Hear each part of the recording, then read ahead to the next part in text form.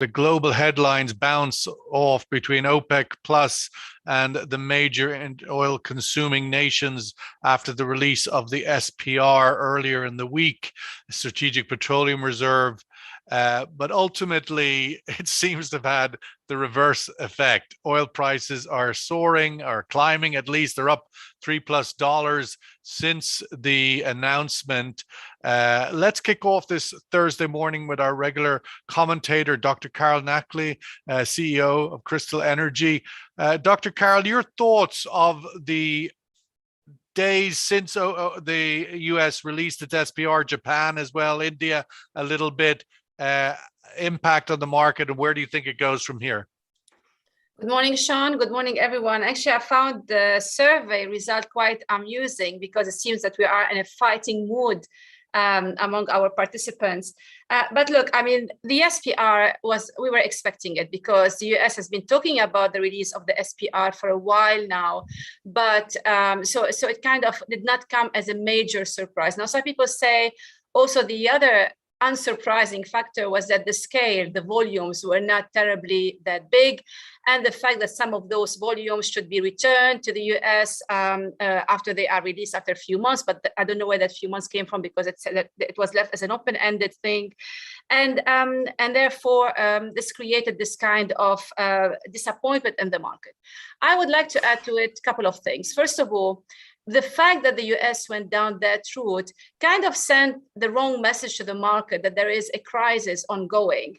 And this kind of reminded me of the 1970s. You see, when I first started to learn about the oil industry, and I would see pictures of the queues at the petrol stations in the US, and immediately people say that was because of OPEC's I can hardly believe, Dr. Carol, that you would even remember the 70s. No, it was only in the pictures. I wasn't saw it in the period, album somewhere. I mean, maybe Robin lent you his photo album. Oh, definitely. I'll wait for Robin to make his comments on that. But no, but what people don't tell you is that it was actually the policy of the government to ration filling the cars that led to this kind of queuing. So what I'm trying to say here is that sometimes government's action, if not often, especially when they are drastic, when they are a little bit going in the opposite direction to the market, it can backfire. However, it may be too early to tell because I think what we have today, I think the market is still waiting what OPEC will do next week. And we heard some noises that OPEC will retaliate. I have my doubts about that because do you want to win the battle or do you want to win the war? Yeah, let's get Robin Mills into this conversation, CEO of Camera Energy, very well-respected commentator on all things OPEC plus, as well as many other things. Robin, where does this go from here? If we look through all the noise and look at the fundamentals, does the market need more oil a la the SPR release because there's a shortage? Should OPEC plus be concerned that this may trigger an oversupply architecture? But looking at the sort of fundamentals of supply demand beyond the geopolitical noise as such. Yeah, sure. I mean, I guess first just to clarify, I don't remember the 70s that clearly either, but maybe I'm the only one that does, because I was actually in the neighborhood in the 1970s, and in 1974 had the pleasure of using the Suez Canal as my playground growing up in Ismailia in Egypt, where there were no ships moving through the Suez Canal at the time because it was closed after the war. But anyway, that's a whole nother thing. Robin. Yeah, look, I think this is this whole question of the geopolitics of this. One really interesting aspect of this release is, of course, the coordination with not just the UK and Japan, which you might have expected, but the coordination with China. And, US-Chinese relations are not exactly great at the moment. So it's interesting that they were able to get together on a move like this. China, as you know, has typically used its strategic stocks, not just for oil, but of other commodities in a pretty market-sensitive way. They have released stocks at various times to try to cool off prices. They've built stocks when prices seem low. And the US SPR hasn't been traditionally been used like that. It's supposed to be safe for real emergencies. So that's pretty interesting that they were coordinating in this way. If the US SPR is going to be used in a more flexible way in the future, that would certainly be a bit of a change. And also if there is more US-Chinese cooperation on issues like this. that's kind of one to watch in the future. I think for the short term, you know, I've got to agree with the other commentary that this doesn't have a big impact. Prices were perhaps falling a little bit on the news as we were in the run-up to this. Then when it was actually announced, prices bounced back because the release is not as much as we might have expected. And I don't think OPEC needs to get drawn into any war of words on this. And anyway, this SPR oil isn't going to show up in the balances this month. So they should just watch and make a decision based on the balances as they see them. Maybe next month, when this event has been a little bit forgotten, you know, then they could think about, do they need to increase production in January as much as they would have done. Well, let's go to Victor Yang in China, senior editor of the JLC Network Technology. Victor, will China join this global initiative to release draw on the SPR, their strategic petroleum reserve? As we know, the Chinese built up quite large, up to 100 days last year. They have been depleting it in recent months, but will they respond officially in the context of this global SPR release? Well, in September, China already released some barrels from its reserves, and it auctioned over 7 million barrels, but only sold over 4 million barrels. Well, and at that time, it called this one the first batch of release. So it means, well, the country will release more barrels in the future. And now there is news that it's going to release some more barrels in the near term quite soon. But this is not because of the initiative by the United States, probably not. And the volumes might not be large. Say last time only 4 to 5 million barrels, and that didn't make much impact on the market. And the price was close to the market price too, so it didn't have to depress the price, no. And this time we expect more release, but the volumes may not be large, and the impact on the market would be limited. Yes. But you just on the point of it being announced in partnership with the US initiative, you're saying it will not be put in the public in that way, that it will not be seen as part of this global effort? Probably not. Well, say in September, you already released kind of news about more barrels. Well, and now is mostly because of the high crude and bulk commodity prices. Well, so it wouldn't say it's because of the initiative of the United States or in cooperation. Probably not. Yeah. Carol, the IEA were not, it would appear, part of this official discussion to release the SPR. I mean, in a sense, it was led by Washington, direct capital to capital. The IEA has since come out yesterday to sort of urge OPEC to do more. I'm wondering your thoughts on that. I mean, typically it seems the IEA and OPEC have nearly become one organization in recent years, but the US did not seem inclined to use it as the vehicle to coordinate this effort. It was interesting to see that the release did not really involve the IEA. Now, the IEA's justification is that there was no major crisis, major disruption to justify their intervention. So they kind of repackaged it or rebranded it to soften the kind of questioning about why the IEA was not really involved in this process.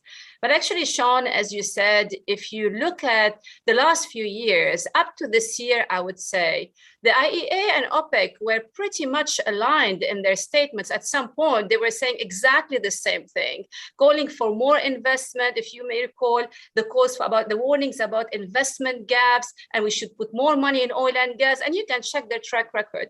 This year, and I could relate that most likely to the change in the administration in the US, we saw maybe some indirect pressure put on the IEA to change its tone. And that kind of culminated with first the release of their 2050 report, where they said that we don't need any more investment in oil and gas, even though that contradicted their short-term monthly oil market report, where there were still needs for oil and gas.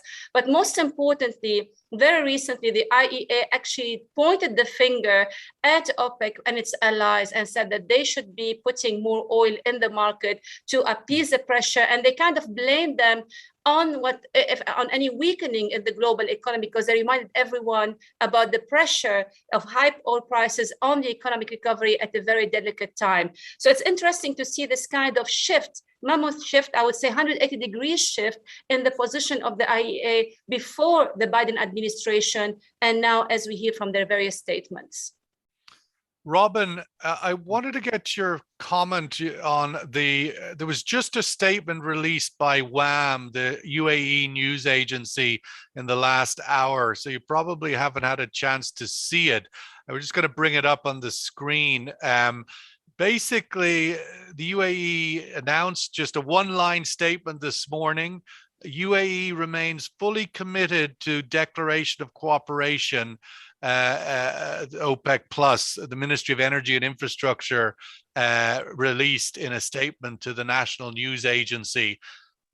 No idea why this was announced, but clearly there's some context out there in the background of earlier this year. Your thoughts, Robin?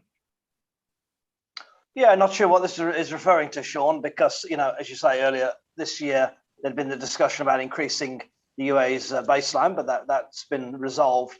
And the most recent comments from the minister were that OPEC wouldn't react to the SPR release, but would just look at the issue in its next meeting. So that seemed okay. Perhaps this statement is a response to that, but that statement didn't seem out of line anyway. It's a pretty standard statement. So not quite. I'm just wondering if there was a sense that the statement ahead of the SPR, or the reaction to the SPR release, we should stay the course, might have put the cart before the horse a little bit. The OPEC Plus hasn't met yet, and maybe there's some signals, because there were reports also yesterday that OPEC Plus saw this increase as a potential for creating a surplus. So perhaps there was some issues around that.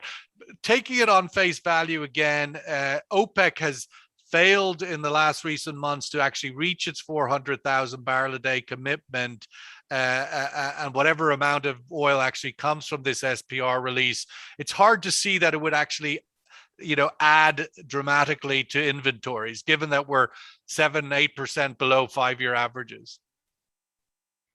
Yeah, look, and I think the statement about looking at the balances in January was, completely expected. That's when the SPR oil will start showing up anyway. There was just this kind of contradictory talk of Saudi and Russia. Were they talking and discussing that that OPEC Plus should react to this SPR release or not? So, but I think as far as regards the idea of this of the balances out next year.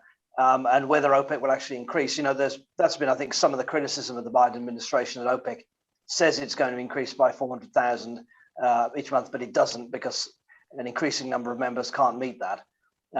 That's, I think, a genuine concern. And if you look at OPEC's own forecasts of balances next year, they look loose. They look like there'll be a surplus.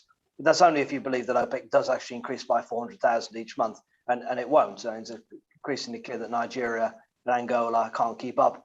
And as production levels go higher and higher, of course, more members will hit their max. So, now Algeria, and if you watch going out late next year, Kuwait will hit its ceiling as well. And Kuwait was one of the 3 really important ones. Along with the UAE and Saudi having spare capacity. So, once Kuwait starts hitting its max, you're left with the UAE and Saudi. So if there isn't a deal to allow them to produce more than their allowed monthly increases, then OPEC will get increasingly behind its desired level. The situation in China, Victor, regarding the recent data announcement, it remains, at least from this distance, a sort of mixed picture as to the sort of health of the Chinese economy going into the end of the year. We still have very substantial reactions to COVID, zero tolerance as such, lots of congestion and at the ports, where there's no permission is being granted for the crew changes on cargo ships and so forth. So the congestion in the supply chain looks to continue. What's your assessment as we go into the end of the year, where the Chinese economy is at this time? Yes, well, I remember in October when the first 3 quarters data came out at, say, higher at 8.9%, I think. And at that time, the World Bank estimated growth to hit 8%. And I still said, I wouldn't be surprised if we fell below the target. That was because I was kind of worried about something else, where say like an economic crisis that could start in the United States and some other issues as well. But if you just look at the data in the first 3 quarters, well, it's almost impossible for the economic growth to fall below the target of 6%. But it's kind of mixed. Well, a lot of enterprises, well, if not most, are still having a harder time than before this year. And for one reason is mostly because of the higher cost. And there's some other issues too, say from impacts from the COVID-19. Say like my company rely a lot on exhibitions and industry meetings for its revenue. But we had no such meeting and exhibition, almost no, over the past 2 years. Well, so I feel your pain. I feel your pain. So it's kind of similar, and we are not alone. So on the one hand, we see surges in some industries, say like exports, well, but exports, say export-oriented factories have very low profit, say at most 5% of profit in China, and some is low at 1%. So it's kind of mixed blessing. You have this data, you have such surging exports, but it's not really helping the country much. But we need these exports to keep people employed, because before the country creates more jobs, enough jobs before it moves forward with the restructuring, further restructuring. So it's a great challenge. Say we need to restructure the economy, but at the same time, we need to make sure people's livelihood will not be affected too much. We need to create jobs elsewhere to make sure, it's stable. We can move forward stably. But if we look at jobs, Carol, the U.S. economy is, it would appear, in a very vibrant place at the moment regarding jobs. We have the announcement overnight that weekly jobless claims declined to only 199,000, the lowest level since 1969. It's even before the Arab oil embargo of the 1970s. The jobless, the weekly job, that's the number of people seeking unemployment benefits, fell to under 200,000 for the first time. How does, and on the back of that, the growing noise for faster tapering, for faster tightening? Indeed, what we saw the numbers about the job claims, they sent very positive signal about what's going on in the US economy, that it's still, despite all the talks about high energy prices and the detrimental effects, the economy seems to be on its firm ground for a recovery after COVID. So you have, on the one hand, you have the unemployment figures looking better and better, and you do have, on the other hand, inflation rates get worsening more and more. So I saw the minutes from the last Fed's meeting, and even before these figures came in, the Fed, if you may recall, they did say that they want to maintain a flexible approach. So they announced a certain tapering policy that would be, gradual, going well into beyond half of next year, and that will follow with a rise in interest rate if needed.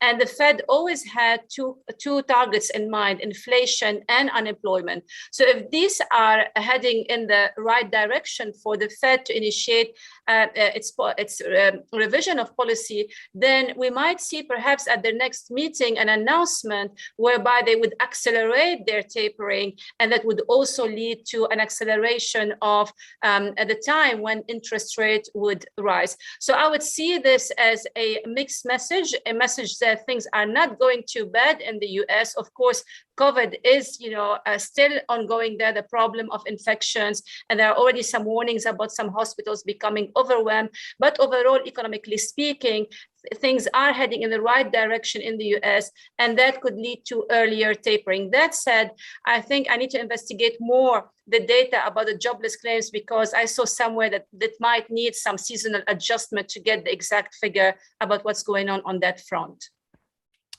Robin, I'd welcome your thoughts on the other sort of issues, sort of on the backdrop of the oil markets, which is regional geopolitics. We have the Iran talks restarting next week in Vienna. In the last few days, even yesterday, we had the chief nuclear negotiator from Iran visit Abu Dhabi, and that was an interesting one, and as published in the regional newspapers. We had the de facto leader of the UAE in a rapprochement, it would appear, with Turkey yesterday. Your thoughts on some of these regional geopolitical dynamics ahead of the Iran nuclear talks, and how they inform maybe the outlook, success or not, of the nuclear talks? Yeah, that's kind of interesting. Look, I think one big picture part of this is that we've been through a pretty chaotic and damaging few years for various countries in the region. And there is now a desire, I think, from at least the Gulf countries to cool things down, to stabilize the situation, to accept that people in some areas won, some others lost, and that a kind of a clearer status quo is emerging. And the region's obviously been through some significant confrontations with the Gulf countries and Iran on the one hand, but also perhaps a little bit cooler temperature, but still some hostility on the side of Turkey. That is kind of cooling down now, and those regional conflicts are being dialed back a bit. That's, I guess, it's obviously positive for regional stability and reducing some possible risk to energy supplies. I mean, there are some issues coming up with the apparent kind of return of Syria to favor, or at least to polite company of the Syrian invited regime. To tea parties. Yes, exactly. Libyan elections coming up, and some discussions again with the regional countries who have different interests and are backing different candidates in the elections in Libya. So that's a couple of the major kind of ongoing conflicts in the region, of course, that might now be cooling down. So that's all interesting. I think also interesting on the Iran side is, as you say, the Gulf countries being rather more positive, at least open verbally and openly about the talks, and even the Israelis, not being as hard on them as they were under Netanyahu, not actively trying to sabotage them, and some senior Israelis conceding it was a mistake to push so hard against the JCPOA. Still not super positive signs, I think, for the nuclear talks, not in the short term, but there isn't so much regional opposition to them. Yeah, it certainly will be an interest. I mean, is it an outlier of possible surprise that this could be a quick outcome? I think that's obviously hard to tell, but there might be a surprise there. I can't see another 6 months of dragged out conversation in Vienna over the winter and the cold and everything else that goes along with that. But well, at least in they're all going to be locked down in Vienna anyway, so they can have different. That's true. Yes. But if they might be forced to get vaccinated. If Biden wants to get oil prices down, the quickest thing he could do would be to get Iranian oil back on the market. Absolutely, which is part of my thinking on that. Let's go to the survey question before we get closing comments from everybody. It is inevitably about the SPR noise. Brent has jumped over $3 since the US announced SPR release. Does that put the issue to bed for OPEC plus ahead of meeting next week? There's nothing to look at here. Keep driving. Yes or no? Do you stop and react? As Dr. Carroll said, we're all feeling a little rebellious in this room. Or no? Have we changed our tune in just a few days? Does this put the issue to bed for OPEC? Yes or no? Welcome your thoughts on that.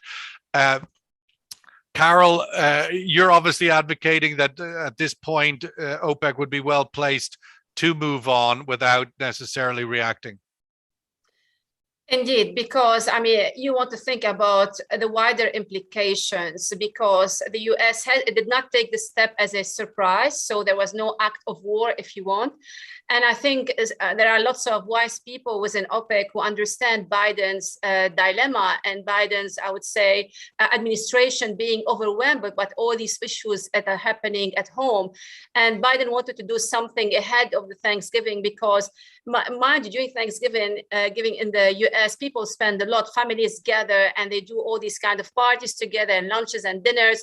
And they would feel that would be the right time for them to be more and more exposed at the impact of inflation or the higher prices that they have on their own spending. So Biden had to do something. He did not do it as an act of war against OPEC, even though he keeps on blaming OPEC Plus for these prices. But also, if you look at their last announcement behind the SPR, he even said he was going to investigate local domestic distributors and check if there are any manipulation at, for example, petrol stations or the supplies in the various refineries, etc.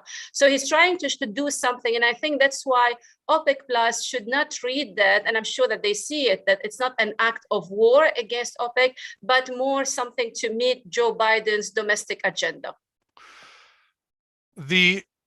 Victor, I'm not sure how much you can comment on this, but I thought I would ask you anyway, because it is getting a lot of coverage around the world. Two things. Jamie Dimon at JP Morgan made a comment earlier in the week, obviously biggest bank, investment bank, one of them in the world, looking at a big expansion in China, making the comments that the bank would outlast the Chinese Communist Party, which seemed like a strange thing to say, but nonetheless, he said it, and it's created a lot of ripples. And the other story that's not going away, which may have some legs, is the story about the Chinese tennis player who has gone essentially underground, and that is also getting a lot of coverage in the world. And if it escalates, could impact the Winter Olympics. Annie, how has these stories been looked at from China? Well, as for the tennis player, well, we have not seen any reports here in China. And I was kind of shocked when I read the news report on CNN a few days ago. And to be honest, over the past few years, well, one thing I have learned is never to take Western media with just one grain of salt. You need to take it with many, many grains of salt. It reminds me of one case last in early 2020, before the outbreak of the pandemic in China. There was one case with the Dr. Zhang Wenliang, Dr. Zhang, I think, well, and there were a lot of news reports were saying that, mostly Western media, saying that the country is oppressing the doctor, stopping him from telling the truth. Well, do not let the country know there was a virus going on. But if you look at what the country did with the virus later on, you would find how ridiculous this remark would be. It was far from the truth, because the country was then conducting an investigation over the case and didn't let people know, just because he was not sure. They feared that it might cause panic before it was clear. So they found this doctor and talked to him, and there was not a different story from what the Western media told. So I'm not sure about what the actual case with Peng Shuai is, but if it was, well, a kind of sexual assault by an official, it would kind of be impossible to hide here in China. And now we have this accountability system, no matter who it was, and it was almost impossible, almost hard to imagine an official. And I don't know what kind of official he was talking about, and I didn't get the detailed reports from CNN either, because he said there was a video conversation between Peng Shuai and the world's tennis kind of union. Yes, yeah, the head of the World Tennis Federation, the Women's World Tennis Federation, I think. Yeah, and CNN said, we didn't have access to the video, so we didn't know actually what was going on. And as for this one, I'm quite doubtful about what is actually going on, just like the case with Dr. Zhang Wenliang. And later on, what turned out to be the country is doing with the virus. Well, so, and if it's something that needs to be known by the public, I believe the country would actually finally let people know. But if it's another case, well, there may be no more news. Well, and yes, well, that's why. Okay. Well, thank you for that. I just thought it would be useful to get some sense of what it looks like from the ground there. Yes. Clearly, with the Winter Olympics coming, the potential of boycotts could emerge. Let's get the survey result and give Robin the last word this morning. Does that put the issue to bed for OPEC Plus ahead of the meeting next week? Yes, by a small majority. It could still, I suppose, it will still be a point of discussion. Robin, before we close out, I just welcome your thoughts on that result, but also your sort of top takeaway from the ADIPEC, despite Victor's concern or his lack of live events in China or for his company in Asia. There was a massive event in Abu Dhabi last week at ADIPEC, and your sort of takeaway from that. Yeah, survey result I think is fair enough. You know, OPEC say they don't look at prices. Of course, they look at prices. And prices have jumped. So this all looks fine. You know, 400,000 barrel a day release and the nominal release looks reasonable on this basis.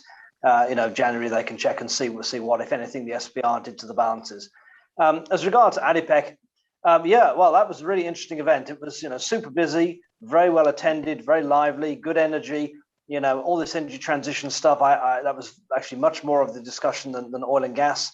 I think it helps that we're going into energy transition with the oil price at $84 a barrel, and you know, not 30. So that helped the mood. Yes, I think the audience is kind of mastering the art now of talking a lot about the transition while, you know, quietly still doing a lot of oil and gas.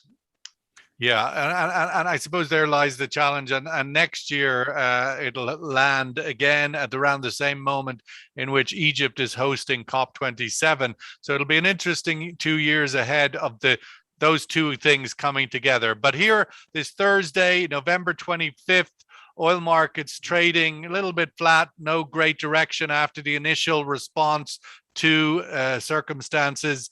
We've an interview today with the managing director of PDO, conducted yesterday at our Oman Energy Forum. Some usual, you know, his first big interview regionally, and worth hearing his views on the world, I suppose. Some useful comments there. All right.